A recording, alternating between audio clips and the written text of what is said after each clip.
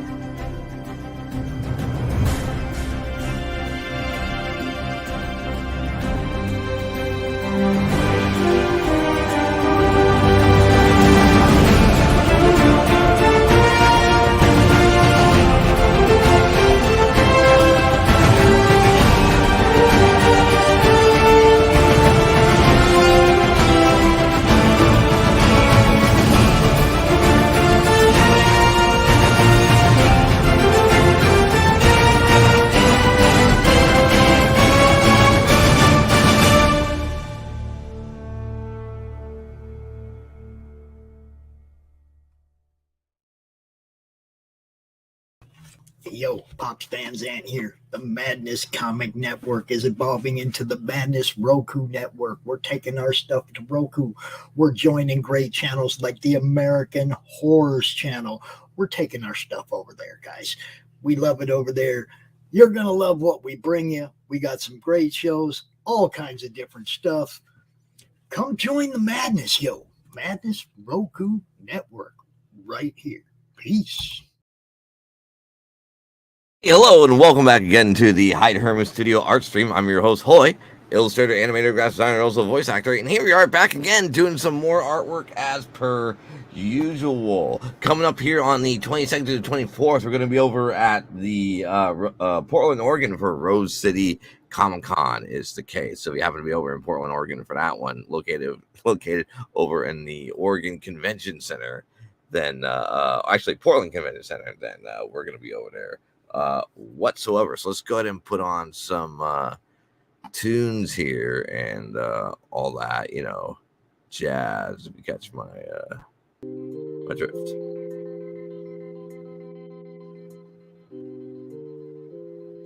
No, that's not what I wanted. There we go. There it is. That's the classics. Right there. That's what I want. Just straight up classics. So let's just go ahead and start working on some artwork. And then at around 12, we're going to do some commentary stuff on some 360 videos than anything else. Probably we're going to do it for Megaplex 2022 is the case. So we'll just go ahead and do just that. Boom. Look at that. See, we got some Garfield stuff here. And there's a thing that's in the way, which is not what I wanted. Boom. All right. Cool. That's what I thought. All right. Get that out of the way and stuff like that to make that work out. So we'll just go ahead and continue working on some wacky stuff here. That's for sure. But yeah, I'm definitely excited for coming up here for Portland, Oregon. So we're gonna be with our friends Don Wen, Philip Jin, and Dave Law over there, and stuff like that. Which that's gonna be real cool, huh? What's this thing talking about? Let's go ahead and start illustrating here, shall we? No, I don't want to be in gray. There's no way. No way I want to be in gray. I don't want. We will take this down. I don't want. And I don't want. Then we'll just go like that. And then we'll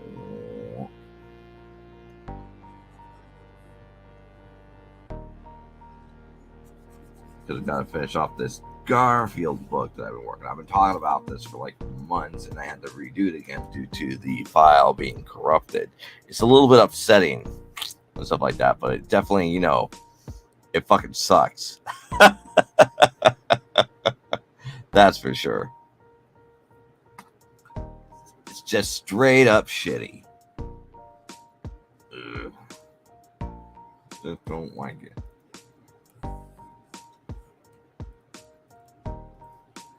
Scrap. I was like, wait a second, why am I not illustrating? And it's like, oh, because I had it all on the eraser tool, so that's fine. Ugh.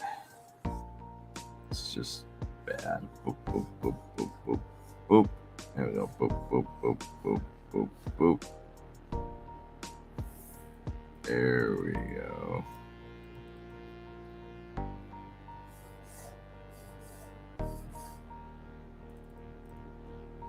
This is what I wanted. I was over. We recently. Yep. What's up, boy? And there's also there's Pops. How you doing, Pops? What's going on with you?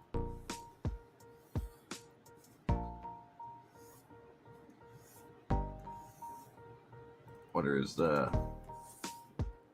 going on with Pops today? Just waking up. That's what we're doing. That's what's up.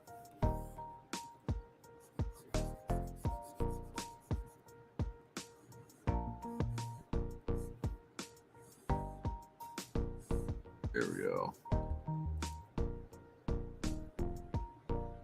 Yeah, we also got the Madness Network too. Did you know that we got our is the Kickstarter now open, or is it still for signups? Stuff like that. Is the Kickstarter released so people can start, or is it still for signups? I'm curious. I was about to ask about that. Ah, okay, got it. Oh, it is now live? Good. I'm glad to hear it. Yeah, so if anyone wants to check out the Madness Network trying to get onto the Roku platform and stuff like that, please go over and check out that link over there over on Kickstarter for it's the Madness Comic Network Roku platform. We're trying to get on there. I think most likely we will. We'll probably get on there for sure. On classic Roku.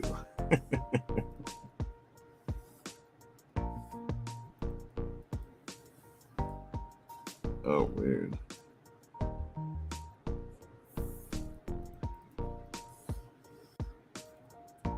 Here we go. Now we're going to give give little guy some new hands.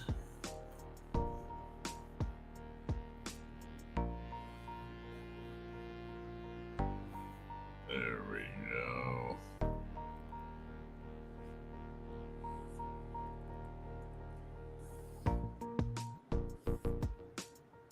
I remember we made it into a long thingy. It's wild. Yeah, tons of cool stuff for backing our endeavors. Add tiers, bring in a new show tier. Yep. I'm excited. Bring in lots of cool stuff. Bring some cool peeps.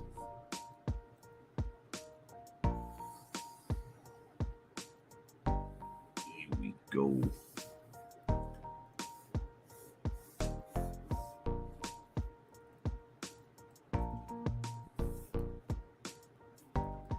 Yeah, there we go. That's what we wanted here. Get that out of the way.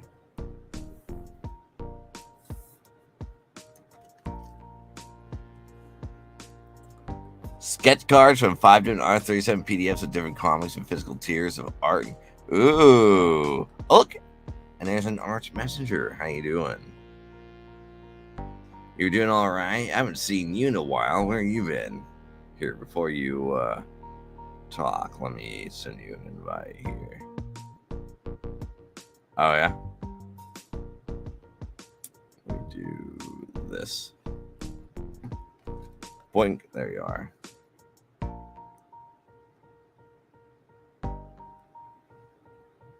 Now I can just go ahead and just mute that one. But you said you'd be keeping busy though. Ooh. Well, that's good.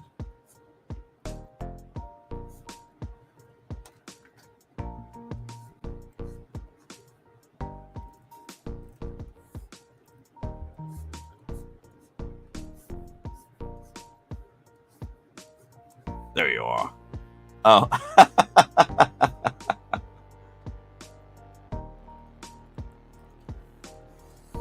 Here we are. Perfect.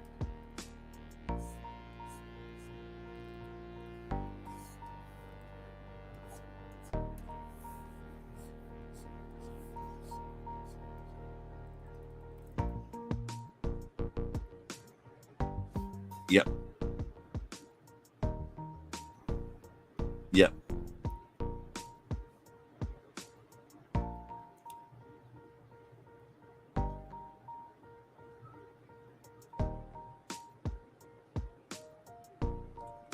It should allow you. It should definitely allow you for sure.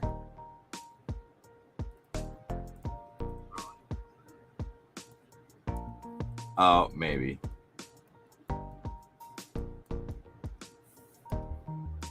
That is a possibility on that one. Yeah, try to get. I think it's saying the device is not connected.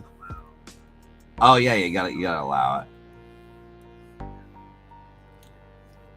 There we are. All right, cool. We'll add you to the stage. All right, perfect. And then we'll go back over to the main one here. Done. All right. So yeah, how you been doing? Arch, what's been going on with you? Been kept busy. I've been playing some games. I've been hold on to my shifts. Your shifts? Weird. Yeah, my shifts that kept me occupied with holiday stuff and. Oh yeah, because the holidays are coming up, huh? Yeah, since all that freight is kind of shipped to the store, and we have to place them in storage somewhere, place them in different locations where we can find space. Right. And what else? And I've been trying to edit this 2-parter video. Oh, you're editing a new video? I'm editing it's sort of I was trying to play the Finance of, and so I'm playing the first Finance of Freddy's. Oh yeah. I try to play I try to play on the PC version, but I kept getting like technical difficulties on my end.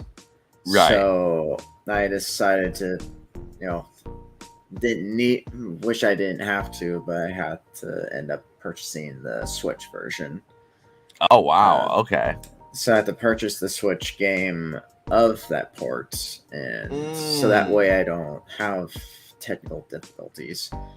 So I was able to play that one fine afterwards. And, Right.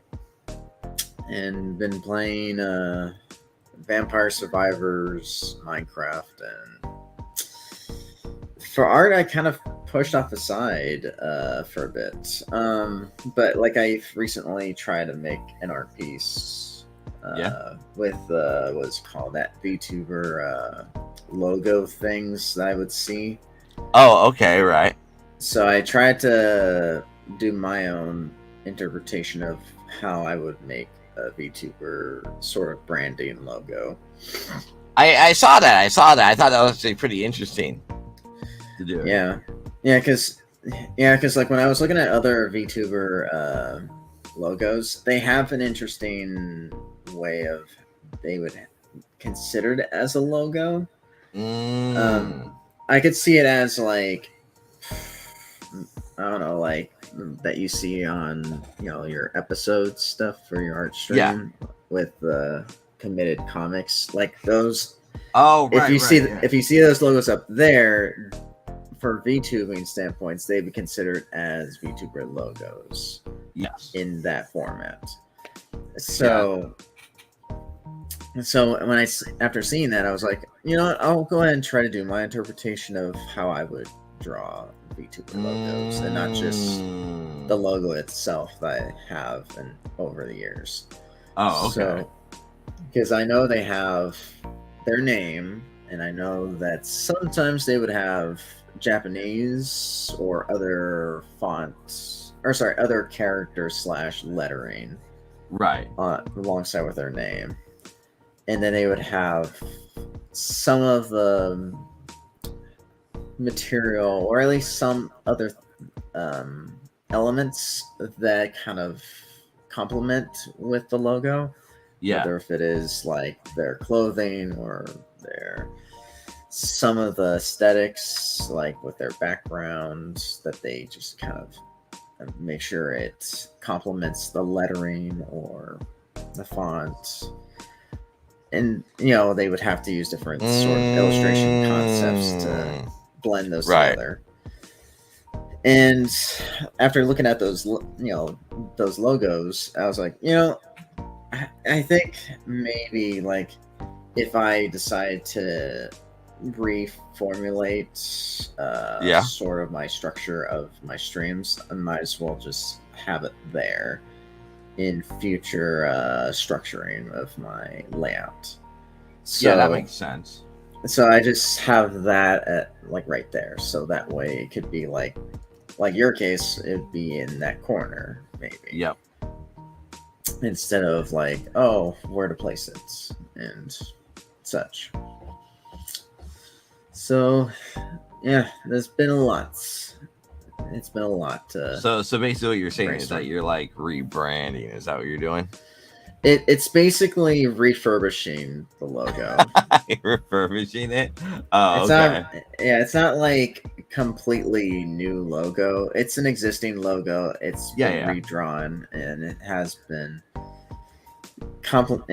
blended and merged with other elements that of the stuff that I have learned throughout those 4 to 5 years, and it just made it look presentable, a lot more clean and cartoonish, and whatever stuff that goes with it. So I'm glad I was able to kind of give it my take, or at least try to give it a shot. Right. Yeah. See how that's going to roll with it. It looks really cool though. What else are you gonna plan with it? Like, are you gonna change anything like aesthetically in the stream itself, or what? Like, similar to your thing, like it might be somewhere in the corner, but I don't know where I might end up placing it. I might place it maybe slightly above where my usual stream structure would be. Okay. and then I'll probably have like a border that's it'll be some sort of border that maybe I could use, sort of like how Meat Canyon does with his streams, where it has a sort of interesting layout of a loop animation sort of border. So like I might experiment that a bit. But other than that, like I just thought it'll be a fun take of trying to restructuring my stream format. I think that's because for a while, like I wasn't too sure what that sort of branding would be, but I'm starting to kind of getting more ideas as I go. But it has to be.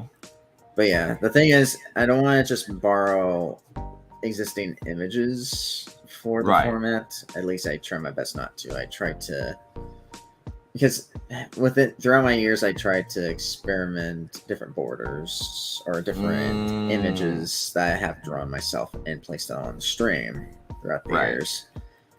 So for this case, I'm trying to make it more immersive with something a little bit more different. Like I said, like maybe I might loop the background to have it move a certain way or distort it. Or do some sort of thing of a loop that I could actually be able to use it that kind of it makes it immersively, looks more alive on the background rather than just the plain background. Okay. Like I'm not dead or anything. The background is not just a wall; it's alive. It's like a Mario painting. Yeah. Oh god. Yeah. It's definitely... Wait. With the mouse on the little ball toggle.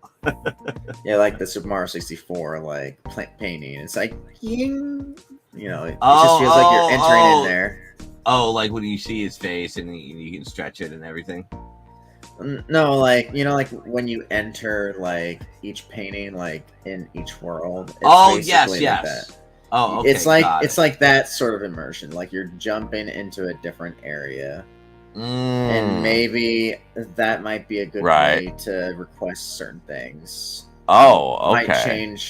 I might change the format every single time. Right.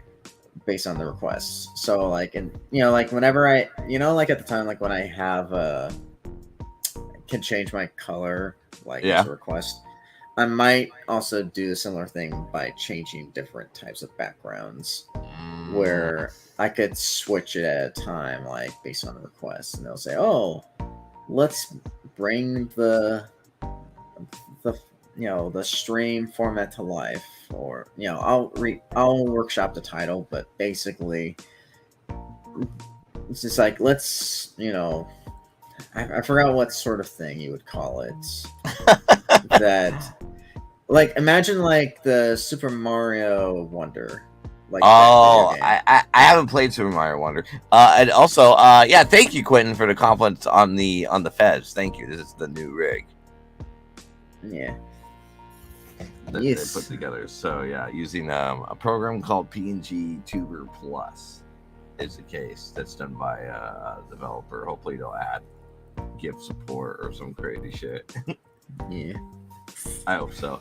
But so for you're just kind of just pretty much like refurbishing everything and trying to like make that work out and do it in a particular theme that you want to do it in. Yeah, I wanted to make it more lively at the time because like back then, like it is something sort of laid back format that I have done within the years. Yeah, but I wanted to make it more innovative with what other people have probably have done, but I wanted to kind of innovate more of how the usual structure for how a lot of people for streams would use and maybe have overlooked. So that's why, like for the backgrounds, I want to try something a little bit different with that, and hopefully I could start doing something with that with backgrounds now, like I did with the coloring of my, with my avatar. Like instead of that, like including that, I'm gonna also do similar thing with it. Same thing with the backgrounds. Oh, okay. So hopefully people could also request like, a different,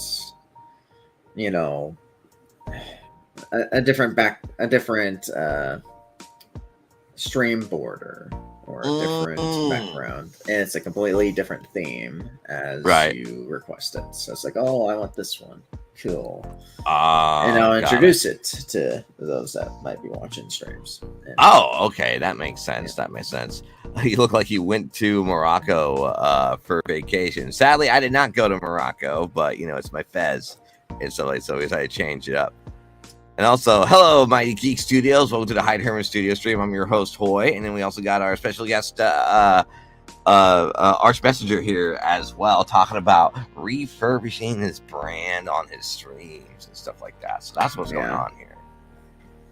Yeah, I'm gradually trying to restructure my branding, refurbishing the branding, whichever way you may put it.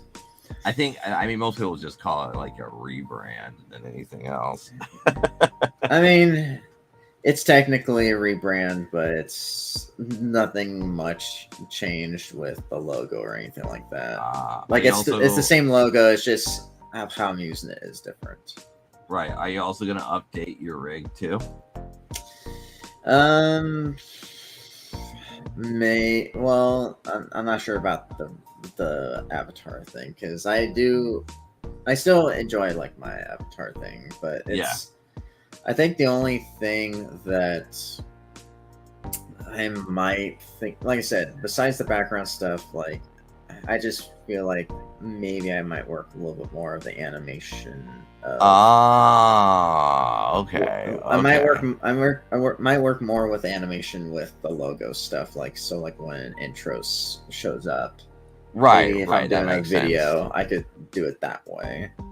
Oh, you probably could. I mean, you could probably change it up too and stuff like that with your rig. I mean, you can always update your rig all the time, especially on the one that you use now than anything else. Well, I technically could, but the thing is, like, it has certain limitations. So I'm trying to separate the body parts. So, like, the half part of the body will still be the same. I might think about adding some new ones. Right. If I could replace it with of my old ones to add the new ones. But if not, I might add the new model doing new things, and it's going to be a completely separate thing. and the thing is, like, which is the reason why I want to do a separate body with the VTuber body is because, like I said, with my videos that I'm editing, I'm trying to do more scripting with doing it certain bits and certain skits with my editing process. That makes sense. If you want to keep doing that. Yeah, I'm trying to innovate a little bit more with those type of ideas, and like you're trying to create like some new form of content is what you're trying to do, right? Yeah, I'm trying to do a little bit more different type of content, and it's a little bit more how do you say, a little bit more highly edited, focused for certain bits for this particular video for Five Nights at Freddy's, because for my other ones, I enjoyed those. Like, I had a good time editing them, and usually the jokes are not like as heavily edited. Like, I only did that with one video. Or sorry, I did that with one bit throughout that whole series of Block, and that one got the most attention. And how was playing Block? Been a while since I played Block, but when it comes to editing the video, it took some time and for me to figure out, like I said, with the thumbnail stuff and how to Photoshop things and which things to credit if I'm borrowing images. Okay.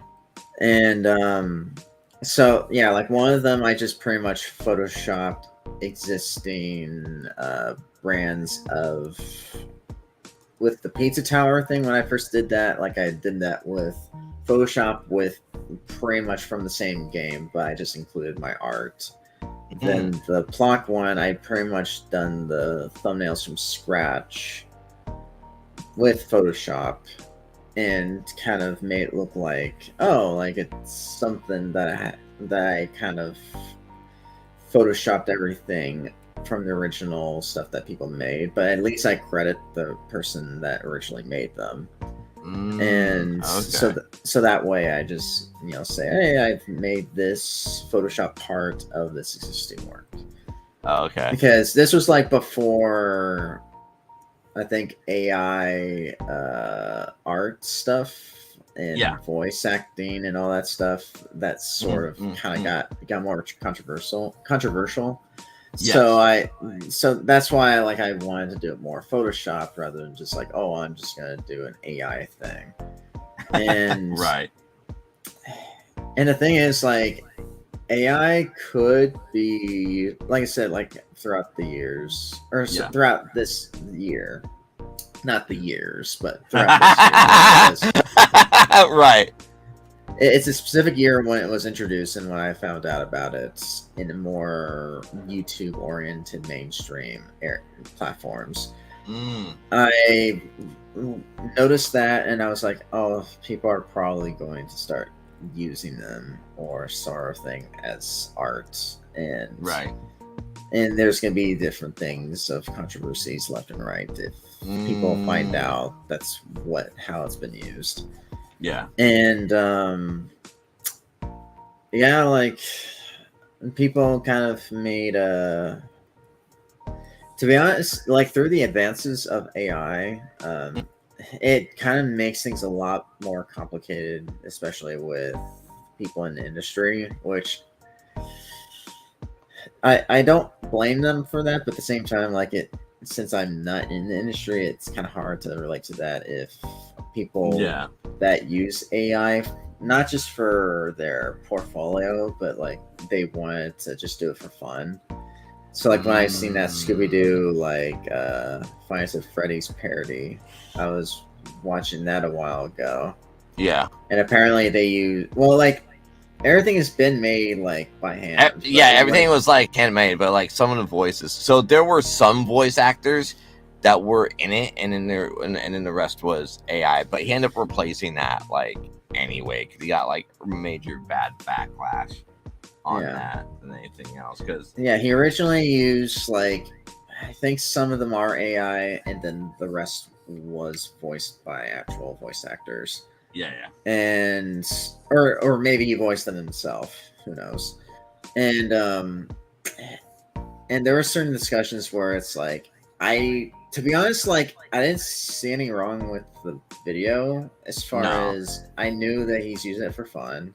If he was using it as this, let's say, trying to profit out of it solely, then I would see it as an issue.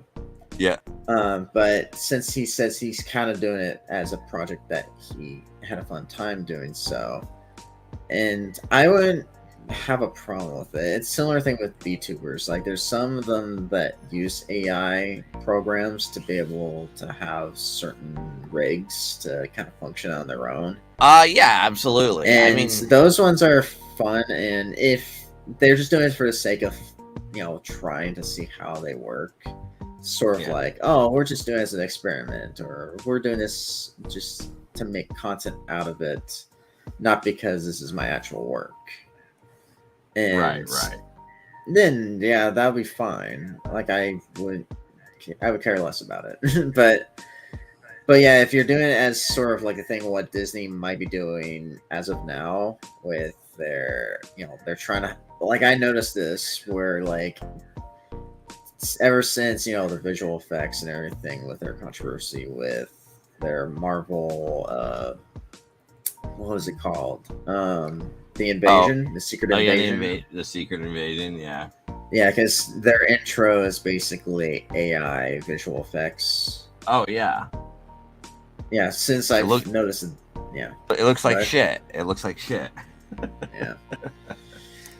Baby's first AI generation. Yeah. And I think even after with that controversy, I think Disney cared less, and not only that they're actually opening positions for those that could work those programs for $900K. Wow. So I think they just care less, and they just think, this is gonna be a thing now.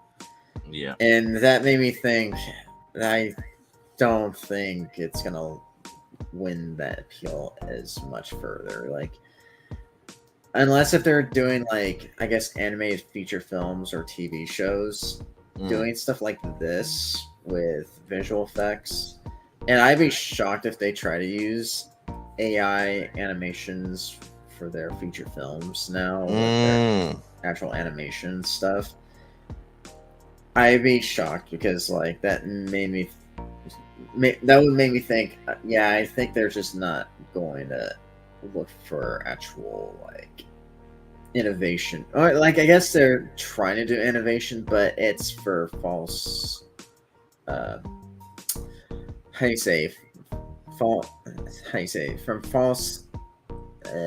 from bad faith. Oh, okay, right. It's for bad faith reasons. Like, they're not really like actually trying to say, oh, we wanted to give like a unique voice. Oh, right. And like, we want like an actual human to be able to say different things about it. Yeah. And it just makes it look like they just wanted just to profit. And well, I mean, and I'm just saying that makes it out more. It speaks louder now. It makes it even louder. Yeah. Like I said, like, making profit is a no-brainer, but I'm just saying, like, when it comes to, it makes it look like they really want to disconnect people or try to detach themselves now. The way they're doing it, it's like it's quantity versus quality type of deal, and they just want to churn out as much content as possible than anything else. And if they're gonna do that, BS, try to do shorts, and I bet you people are probably not gonna watch it. Most likely not. Like, that's what they have to do is before even. The Secret Invasion story arc is way better than the MCU counterpart. Yeah. Which, I haven't watched the show, but like, at least compared to the new things that are about to come out. Yeah. I mean, I've heard Secret Invasion. I think that's the only bad thing I heard about Secret Invasion is just that AI thing. But the story itself, I heard it's, I'm not sure how comparison it is to Loki season 2 or the Loki series or something like that, but I heard at least it's all right, or it's better than expected. Yeah, like I heard that the Secret Invasion is like okay, all right, is what I heard. So. It's at least better in comparison. It's like, oh, this AI, like, oh, this is gonna be terrible. Because usually I know a lot of art has this sort of reflection or has a bad taste when AI is used, and it's like, oh, this is going to be a terrible show. So that's going to be like that first impression that you got from being introduced to the show. Yeah. And that's understandable. Like, with something that might be distasteful or just gives you a bad aftertaste, like, just by like, oh, this is I don't know about this show after seeing the visuals.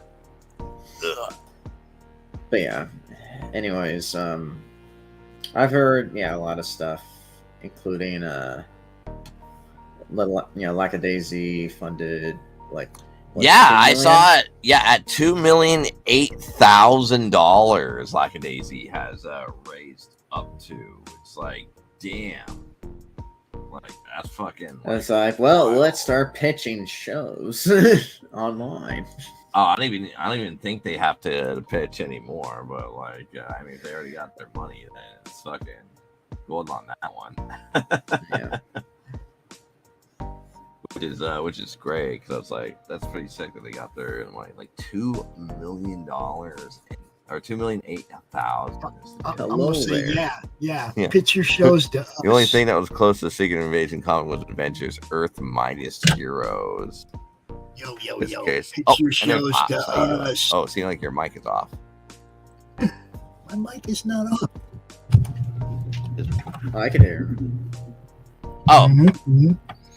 Pitch your Okay. shows to us, people. We got you. We got you covered. Yep.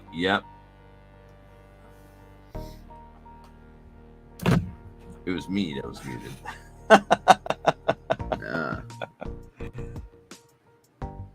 Me the whole time. I I thought didn't that want- you muted. Yeah, I thought you muted him. It's like, oh, I guess he didn't. No. It was me because I didn't want to delay on voices. Yeah. Is the real situation on that one. Yeah. Anyways, yeah, I actually was like surprised with that, and I didn't like. I sort of realized it after, because I didn't want to say it of who was voicing one of the characters, because like I noticed like the name and I recognized it. Yeah. So In Lackadaisy?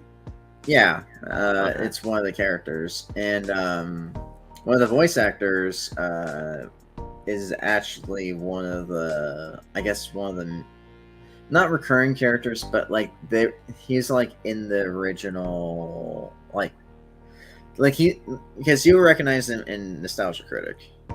Oh, really? Yeah, like he's it's Malcolm. Oh, no way. I didn't know he was a voice actor.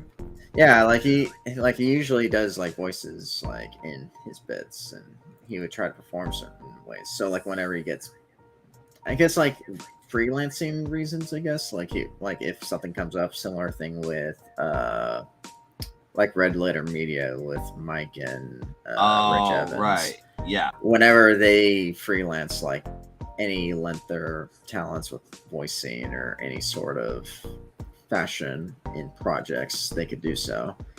Yeah.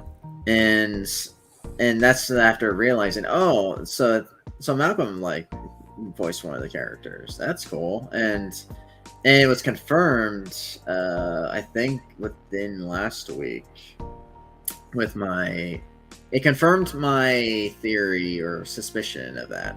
And because they were doing like an episode of Robin Hood, Okay. I think, the Nostalgia Critic, and there's like an after take or something like that.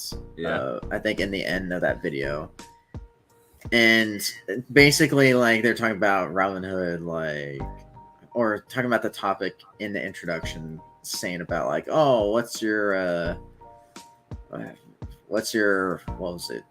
What do they call it? Right. That introduction, it's like an introductory like furry crush sort of aesthetic.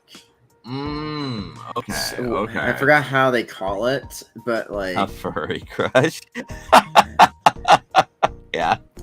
yeah, so basically it's like, oh, like if you watch like an animated film or some sort of show or Oh, something like like Sun- that, Oh, and it's you like see like a first Tsundere show or- of some sorts, and then like you see a character in particular, and you're like, this character is strangely like catches your eye and has you. It's how you say, they call it, I guess, a gateway for it. Okay. It's sort of like an entry, like a gateway entry sort of thing of Of that being particular introduced, genre. of getting that sort of crushes on questionable characters that Okay. happen to be in sort of like, usually like the furry community would refer to as sort of a gateway. Okay. So like, oh, there's I don't know, Gadget from Rescue Rangers. Oh, like, right, oh, right. It's like, With the oh, like I had a crush on this character. Oh, like a waifu type ordeal, right? Sort of. Yeah. But it's funny because like one of the stranger ones that I never heard people would say, because like I'm sure like it resurfaces like on certain fandoms that kind of are in that main community within the furry community, and they're like, oh yeah, like Robin Hood, I forgot about that, and then they watch it and they're like, oh yeah, you know, like they have this sort of, there'll be certain like ones that would have a crush on like Robin Hood. Oh, right. And then they'll be like, oh, there's women that would have a crush on Robin Hood, and not even know that a show mentions that. Right. It's kind of like the equivalent of people's favorite character in the furry community would be Renamon from Digimon and shit. Yeah. And then like and there's like a show I forgot. I'm not sure if it's Kimmy Schmidt or if it's a different show, but sounds like familiar. But basically, it's that main actress. It says, like, isn't it weird, like, if I say, like, I had a crush on, like, Robin Hood or something like that? It's like, oh, yeah, that makes sense.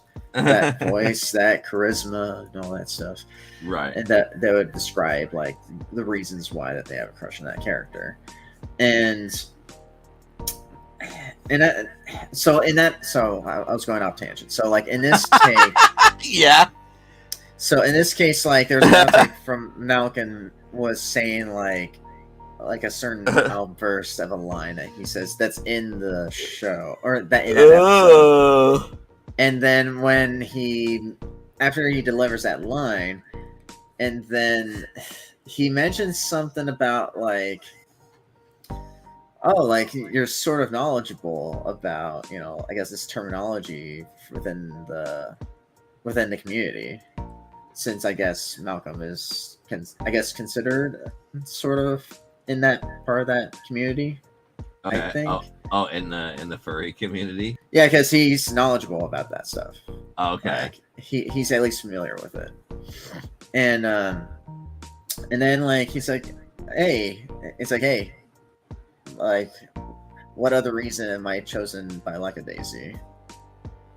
Yeah. Like directly saying it, and I'm just like, oh, okay, that makes sense now. Yeah. Then put those two together.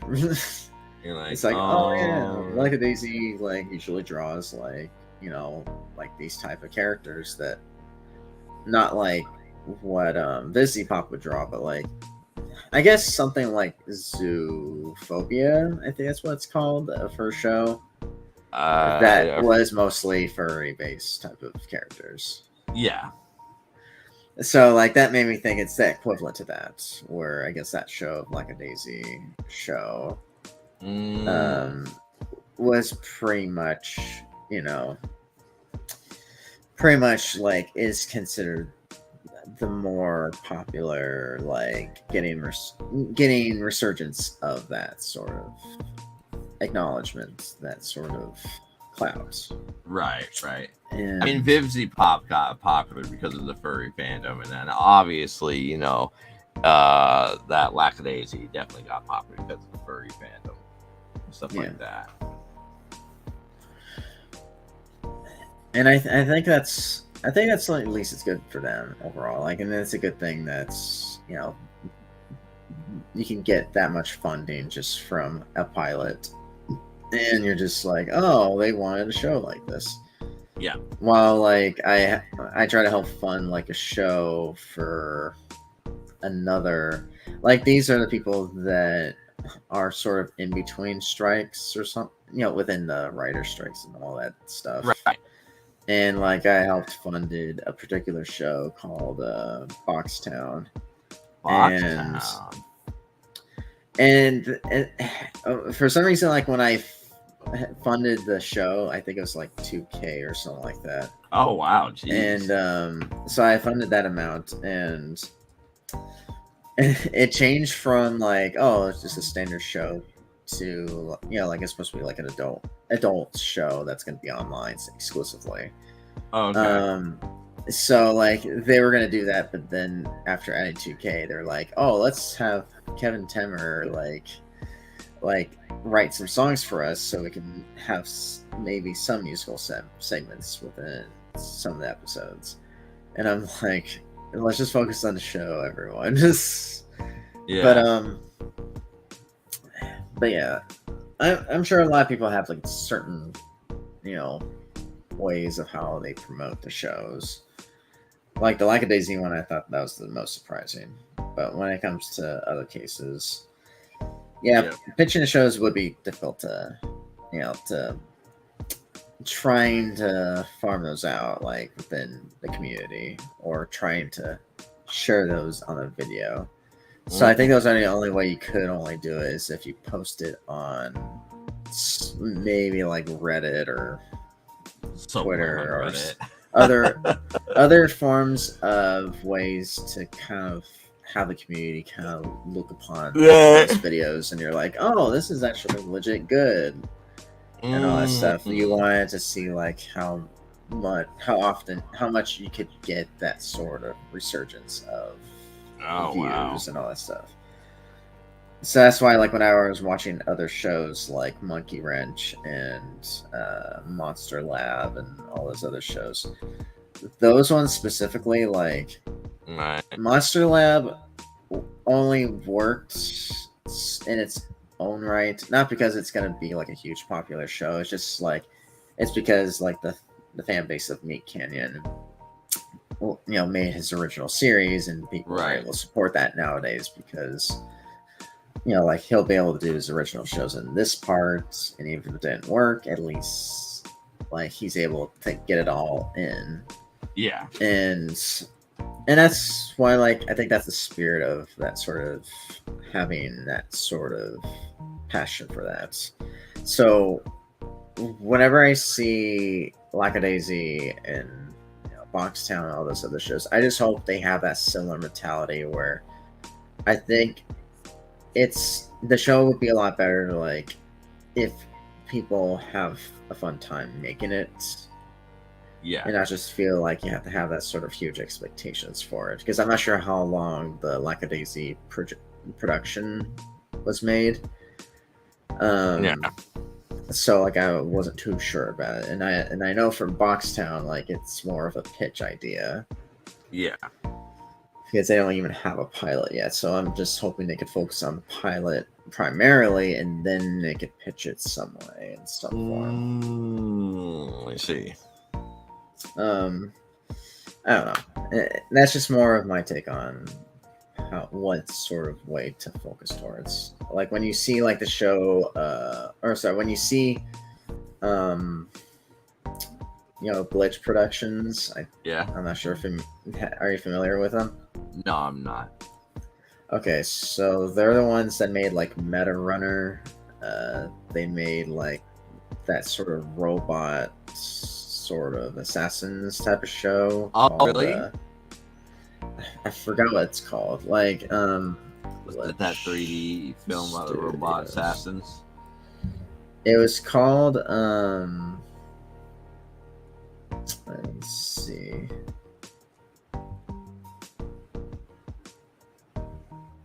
Oh, Glitch Productions, that's what it's called. Ah, okay. So, Murder Drones, that's what it's called. Oh, okay. I probably have seen this then.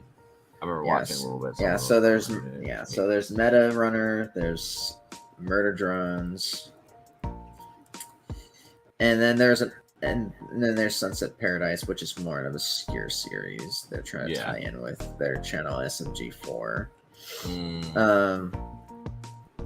And then there's another show called Digital Circus that's an upcoming project. Right. And it's created by Gooseworks. Okay. I'm not sure if you're familiar with that animator or... No, I'm not. Okay, so they're basically the ones that had done covers of songs, and then they also have done a few single projects. Right.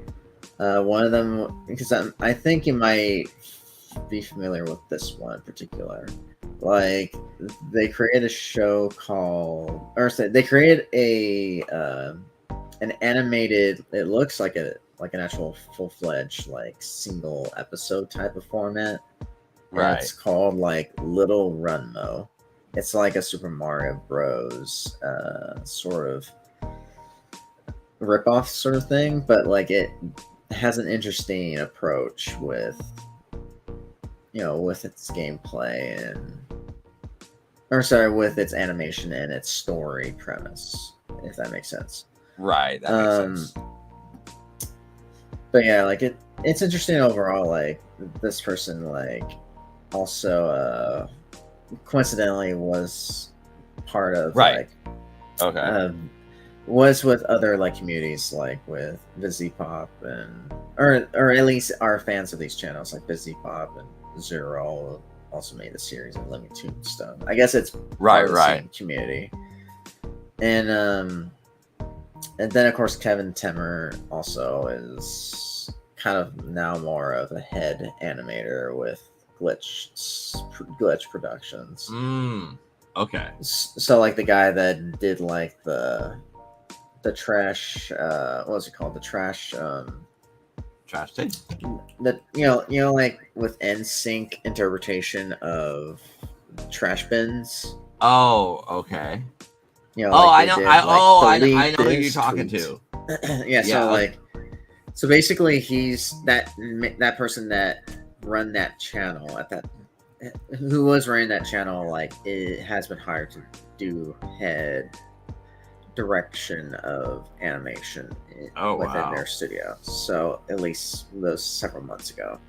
That's pretty cool. I've seen his animation before. He's really good. Yeah. It was pretty fun. And yeah, it's just from this point I'm just looking at other independent animation studios. I just thought, what can we do now with like who'll be able to make their own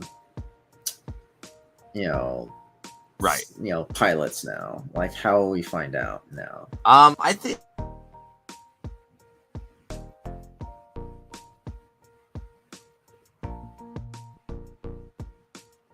they got muted.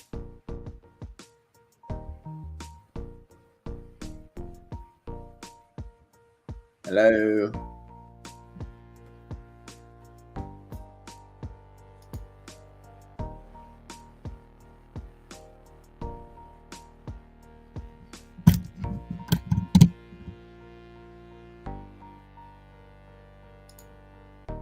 Oh, did you mute yourself?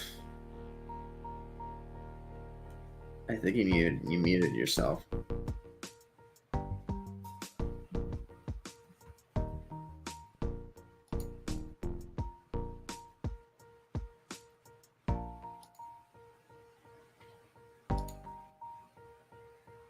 Let me go ahead. Let's see if I can hear you again.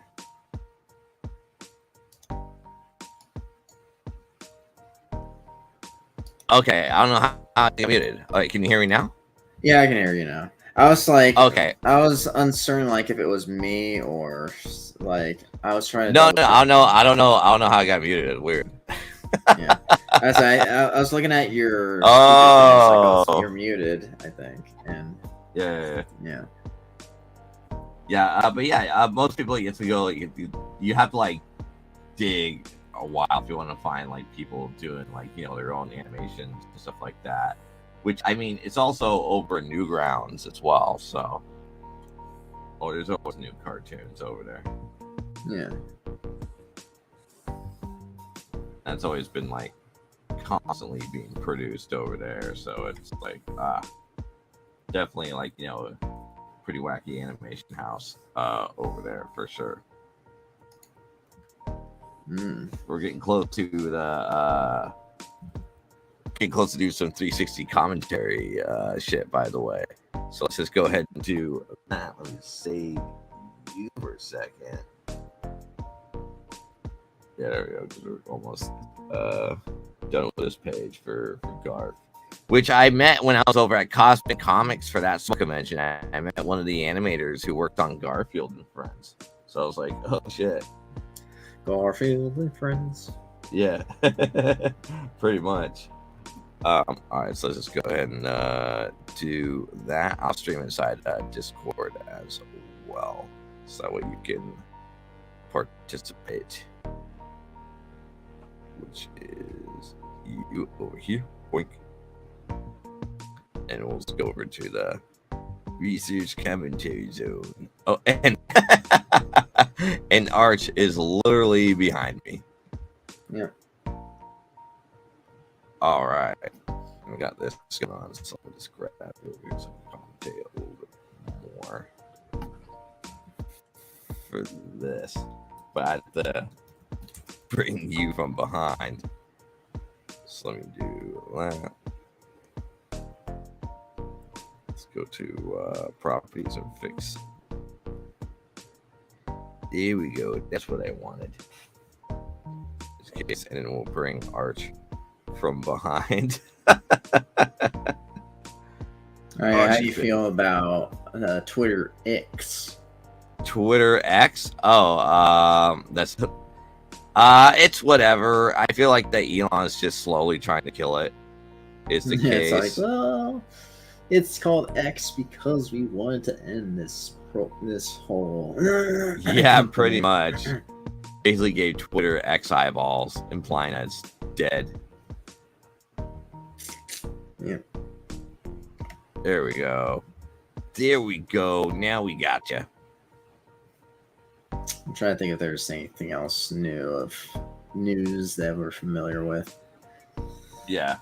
But yeah, since we were talking about furries earlier, now we're at the Megabytes 2022 free convention over here. I guess speaking of that, apparently a few weeks ago, I'm not sure how long. Yeah. But a certain person that created Sonic Shoe was free weeks ago. Oh, really? Yeah. Oh, I mean, so I heard they've been released. Out. Their case was been dismissed. Oh no! His case has been dismissed. Yep. Damn it! I want to run jail. But in this case, like, they came and yeah.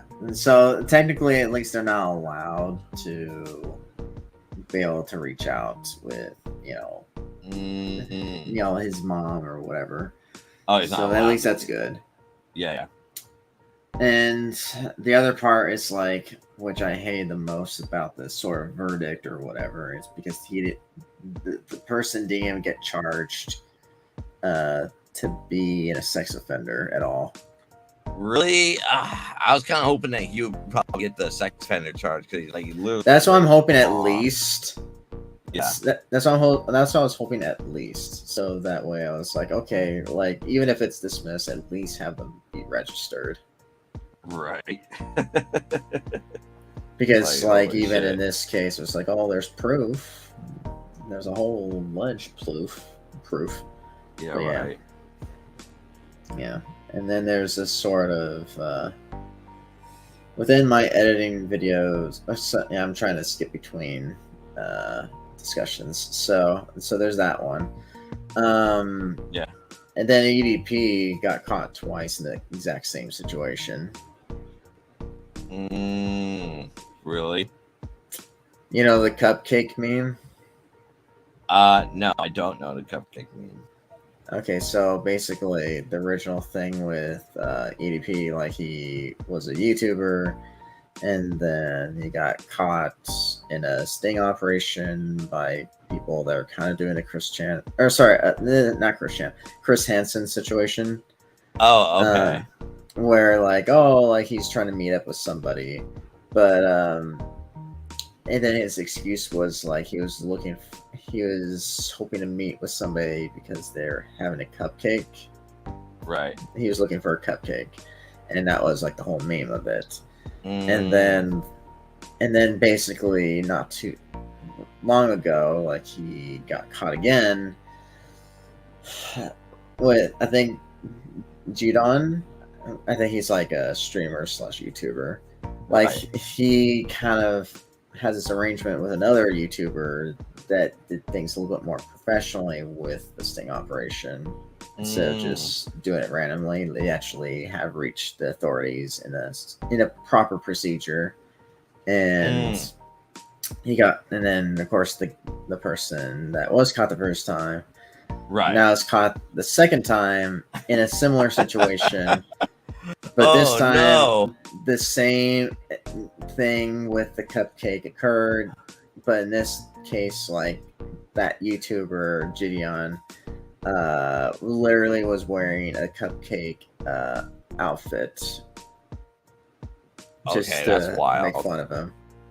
And I was just looking at this, like, you can't be this dumb. No. ADP. Like, why are you meeting up with people in this way? And then it just goes inside. It's like, oh, like, has these photos and evidence stuff. And I'm just like, I'm just, like, tired of people being this dumb. And it's a similar thing with Aisha Speed. I see him consistently making controversies at a time and making drama. Right. And the one that was the one that's notable was the Defiance of Freddy's thing when he was playing the game. Oh, okay. And let's say he was barely wearing anything. Barely he only had his anything? boxer. Yeah, he was wearing boxers, right? Guy's doing good. And like on a stream, and then like he saw like, oh, Chica, I've been meaning to he's I guess he's playing off like a horny person. And horny bastard. Basically he stands up and then he had a wardrobe malfunction, literally showing his meat. Oh no. On a stream. And, and people were nicknaming him like I Show Meat. Instead of I Show Speed. And then maybe a day or so later he tries to attempt to stream again. And then the funniest part of that restream is when he met up with Chica again, and that I'm not sure if it's the exact same jump scare or a different situation. And then he's telling himself, knocking himself in the head. It's like, pull it together. Like, just focus for a moment. Like you don't want to do the exact same mistake again. Right. And then there's this whole situation where I'm hearing saw this recent tweet, like him literally searching up like how to literally spelunking in Cyberpunk. Spelunking in Cyberpunk. Literally the word, SEX, but I'm just saying spelunking. But he literally typed it in on the search while streaming, and I'm just like, you cannot. Could you just hold your boxers for a moment and then just not go in that direction? It's gonna make you look worse when you keep doing this. Quentin says, "Oh yeah, Birdman explained that meat streaming incident on YouTube." Yeah. And I think one of the funniest feeds I saw on Twitter was I guess he was dancing or whatever, and he literally jumped forward to his camera and crushed, the whole probably monitor and maybe face cam thing. And he's literally diving towards it, and the stream disconnected. And I was like, you know what? I'm just gonna take that clip and probably use it in the Five Nights at Freddy's edit, just to be funny. That would be pretty hilarious. Add that and just have a sort of bit afterwards, because I record myself literally typing how to have sex in Cyberpunk, and it's as it was typing, he would jump, it would be like a literal jumps to the screen. It's like, maybe he'll probably do better or whatever, and then literally immediately start searching, and that would be the joke. Oh shit. God, so many people in here. Yeah, so much People just stuff. want to check out all these furries. And then I heard this controversy. This will be the last thing that I've heard, at least for today. Oh yeah. I heard about Jacksepticeye's take. On what? What ruined YouTube? What ruined? Okay, so what is Jacksepticeye's take, or Septic Eye's take on what ruined YouTube exactly? So Like, what he is was his on take a. this? So I guess he was collabing with other, YouTubers or streamers, and he was doing a lie detector test, and he was asked certain questions, and then he says if he liked Mr. Beast or something like that, Right. and he's and then he was trying to go an honest route, similar thing with the KSI situation, like he wanted to get the points within this sort of game show thing. Right. And he literally says, "No, I don't like him." And it's like, "Why not?" It's like, I just don't like his sort of ethics with his way of he sees on how he makes content on YouTube. Oh, he feels like it's soulless. At least that's what he feels. Yeah. He thinks it's just him. He ruins YouTube because of certain reasons, and he says right. the way he sees he is passionate about gaming and other sort of content that he does, and does it I guess does content out of love sort of thing, right? In comparison to somebody manufacturing videos and try to crank out videos for clickbait / do all this other stuff, right? And that's basically his take. It's just two people have different perspective of what YouTube is to them. But he was more critical of Mr. Beats' ethics. Yeah, he's more critical about Mr. Beast's sort of ethics of how YouTube is perceived and what it can be used for. So Jacksepticeye is more I'm more passionate, like to aesthetically to collab with other people, trying to make it more of a growing community, while Mr. Beast is kind of just doing it as a business, but mostly business oriented, not as a passion. I was watching Mr. Beast yesterday when he was trying to. I did another philanthropic way of giving prosthetics to people in third world countries, whatever, in Africa or whatever. And in the video, it's him violently shaking his head and screaming at me, and I was like, "Geez, how pissed is he?" Looks like he's really pissed off. And he starts off the video really angry. Holy shit, dude. I feel like I'm being definitely yelled at for no reason at all. Wait, what happened? What did Mr. So all right, so Mr. Beast did yelling? No. So basically it's a video of him trying to be I gave I saved a lot of people by giving them free prosthetics or whatever, right?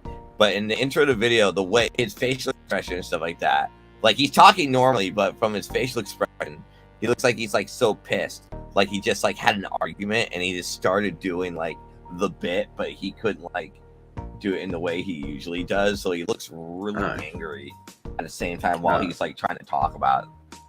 So the facial expression really says a lot, and it made me laugh. I was like, oh my gosh. But I find it weird that people like him who already fucking made it, and it's oh, I'm gonna do this, and it's cool. Can you do that in the United States too?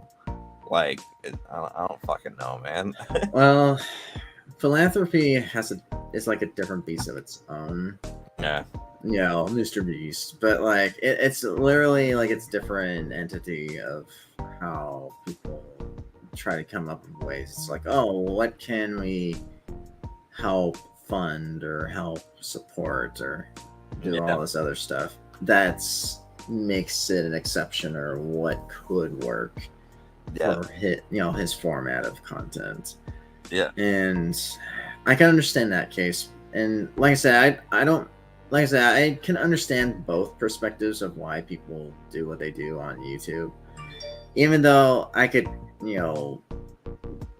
don't have as much preference of Mr. Beast's thing in comparison to other people.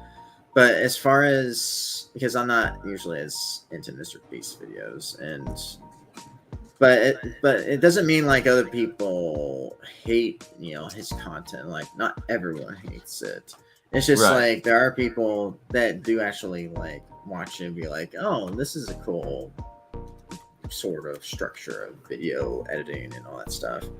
Yeah. And I guess a way of a personality, how they present themselves. And that's usually a thing that, like, because I also see like some of his Feastables and all that merch or food products and all that stuff like in stores.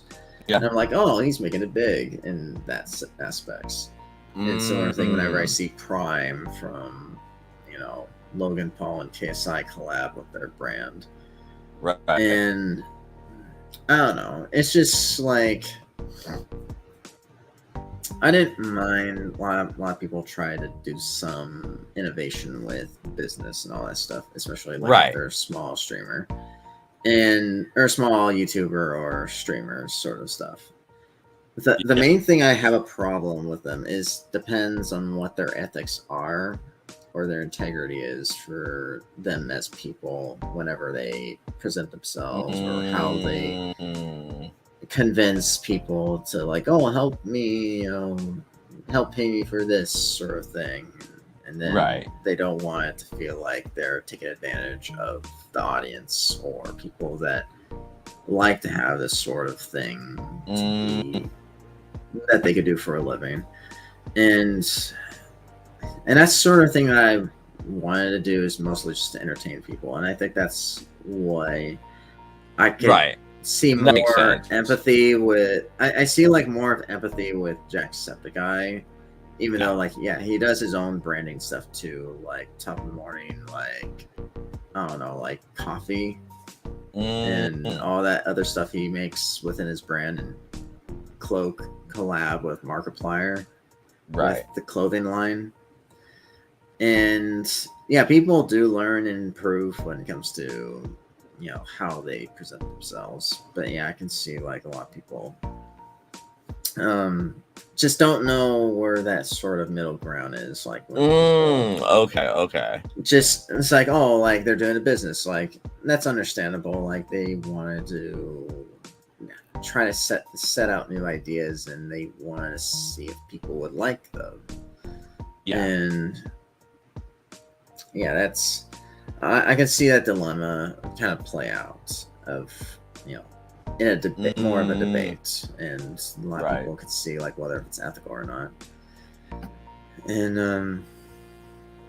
I don't know, it's just I think that's why, like for my case, I just really enjoy certain YouTubers that are more smaller communities, or at least people that are not, how you say, they do it out of passion in a sense. They're not really like trying to make profits. I see. Like just of like, oh, like they're making like measly poor brands or products, and they're just like they're doing something very cheaply. But if they actually try to authenticate it and try to say, oh, like this is legit, and it's like, okay, that's cool. Like they're able to make something that you could actually buy and actually has been tested, and it's not like just a cheap brand sort of thing. And you're just like, okay, I can actually get this online. Yeah. Hello there's. Hey, man. Yep. Hello. So right now we're at MFF. I got a question for you. Watch it. So yeah, we're definitely at. So it's called Midwest Fur Fest Convention. So which I definitely applied to vend at. He can't. Oh, hold on, let me unmute him. Okay, there you are. There's Pops. Hey, man. Is that guy in the chat over there on your Twitch or my Twitch? Both. Is he? I mean, it's on my Twitch too. Yeah. No, I mean this guy right here. Did he post this Yeah, on me. your Twitch? Oh, that's Oh, wait. that's a bot. That's a bot. Yeah, I Oh, know. oh. I know. Is it on yours? That's Or on my. mine? I think it's on my Twitch. Okay, because I was Yeah. gonna tell him, hey, bot, you obviously don't know what I do, which is Yeah. actually work to promote people, not just beg them for money to lie and Yeah, lie. pretty much. Yeah, no, it's definitely a bot that's pulling shit. It's like Yeah, I know. so I it's get on them all. on my. It's hilarious because me being a promoter and Yeah. building the Roku network and everything, it's like they're sending those to me, and I'm like, Oh, really? you fuckers really don't know what I do you? You Yeah. know. I'm one of them people that understands that as a promoter, I cannot guarantee that somebody's going to dig into their wallet and buy your book. The Yeah. only thing I can guarantee is that I'll try to get as many eyes on it as I possibly can. That's the only for thing I sure. can guarantee. Okay? Yeah. When people start trying to get a percentage of your campaign, Yeah. and then they tell you, oh man, we'll get a whole bunch of people to sign up, and they have 50 bot accounts and they just go sign up, Oh, right? And it Yep, looks like, yep. oh my God, they're really helping us. But then when it comes to backers, none to be seen, Yeah, none to no. be seen. It's all a scam. Don't fall into that shit.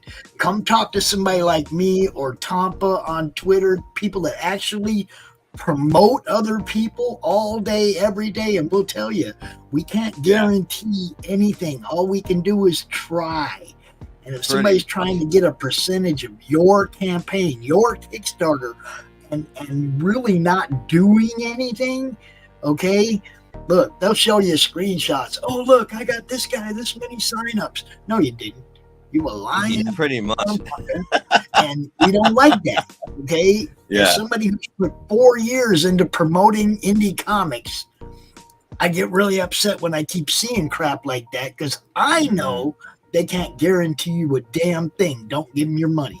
Do not give them your money. Oh, this isn't my first rodeo. No, I'm not talking to you. I'm talking to the audience. Yeah. Oh, yes. I'm talking to the people watching that might have a campaign. Don't get caught up in that crap. Don't. Yeah. Look, if you want to make a video ad and we'll play it on our shows and stuff, that'll get you more looks than those guys will. Oh, yeah. You see what I'm saying? It's like that's why we have all those video ads loaded into the brand on the side over there, so that we can promote indie comics. But we don't charge them people for that, haven't for 4 years. We've been doing this 4 years. We haven't charged people for that. We do it because they're cool. Now, some people have helped us. They helped us like pay for the StreamYard for the year, like our regular sponsors. And you see their logos and stuff all over our thumbnails. You see we play their ad on every show. We try to because they're the ones that made this possible. Yeah. But we also have a lot of other ads like Bronze Star, okay? I didn't charge Mike Barron to play his ad. We play it every now and then, Yeah. Doc, we don't charge Doc to play his trailer. We don't charge people to play their trailers. It's, it's just part of the show. It's part of the promotion. It's part of what we do. But those guys that are in your mailbox, they're in your email box, they're in your DMs, they don't do nothing like what we do. They don't do nothing like what Tampa does out there promoting people all day, every day. Oh, yeah. If you want to help, if you want to throw some money at people that promote, throw some money at people that actually are out there every day promoting. Help them out. Yeah. Man, I'm so anti-scammer right now, boy. Oh, yeah. Oh, yeah. I had somebody last night try to claim the audio on a show that hadn't even ended yet Really? on Facebook. Oh, my gosh. The show wasn't even over yet. And somebody was trying to claim the audio on our content. Wow. It's like I was disputing it during the show. Oh, shit. Yeah. I'm about done with Facebook too, man. I'm telling you. Roku's the Facebook's way to go, getting guys. fucking Go out check there. out our Roku campaign. I'm serious. Oh, yeah. That's the way to go. All right, I'm out of here. I got stuff to do All today still. You have a great day, my friend. All right, you too. And you too. And you too, Arts Messenger. For sure. And Handle him, brother. Handle him. Yep. Mm-hmm.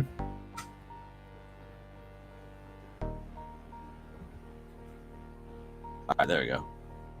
Yep. All right, perfect. Yes. Yeah, so right now we're in West Furfest Convention Center, which I definitely lied for whatsoever. I think this is over in Chicago, I think. But I've been debating on purchasing a 360 camera to do some walkthroughs, so that way I can do some. I'll upload on the Hyde Hermit Studio YouTube page and commentate on it. Yeah. Yep. That'll be pretty fun. I think this is the. Oh wow, it's huge. Huge.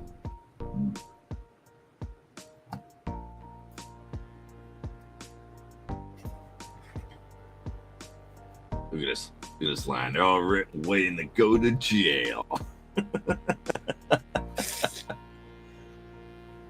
Did you like my zombie flash mob for Laura's campaign? Yeah, it was really cool. I definitely liked it. It's pretty fun, actually.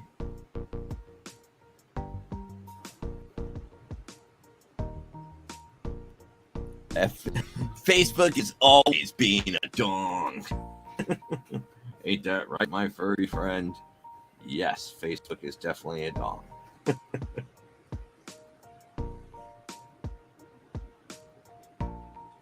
trying to think if there's anything else I've left out.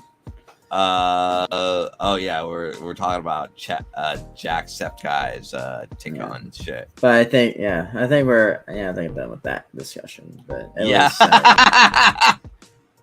Yeah, that one took a while, but yeah, like that. As far as I know, I just understood the distinction between the two. Yeah. I'm trying to see if there's anything else. Let me check.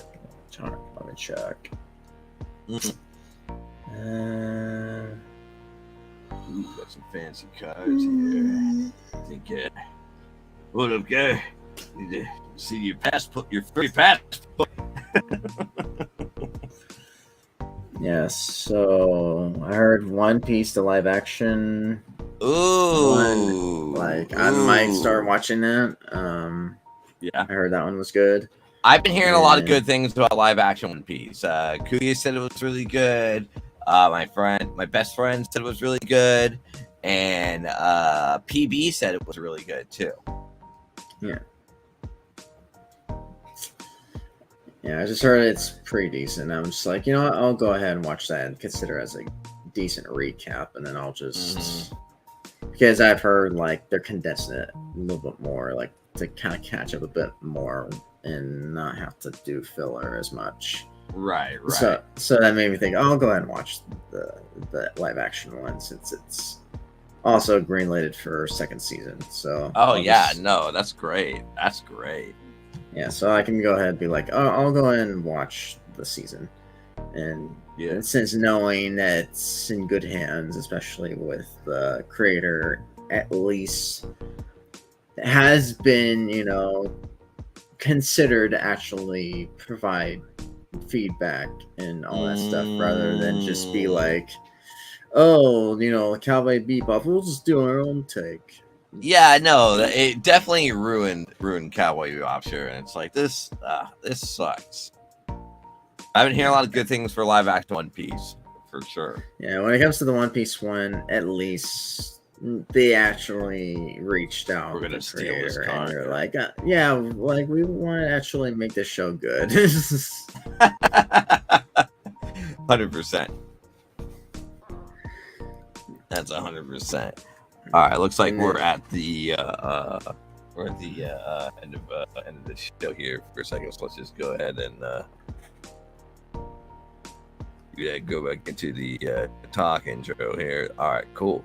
So anyway, hey, thanks everyone for stopping by here at Hyde Hermit Studio, and especially on the Madness Network time as well. We get to go to on Kickstarter, because the at the Madness Network or MadnessRokuNetwork.com is the case to support Kickstarter to get us on the Roku network and stuff like that. And we're also going to be at, once again, coming up on the 22nd through the 24th, we're going to be in Portland, Oregon for Rose City Comic Con. So if you happen to be there, check out our new wares and all that jazz. So we're gonna be back again around 7 from our long form stream. So I'd like to thank you, Arch, for being here on the earlier form of Hyde Hermit Studio. I really appreciate it. Yeah, for sure. Yeah. So let's just go ahead and put on comic books for kids here. I can find you. There you are. Thank you. Comic Bye-bye. Books for Kids provides comic books to kids in hospitals and cancer centers.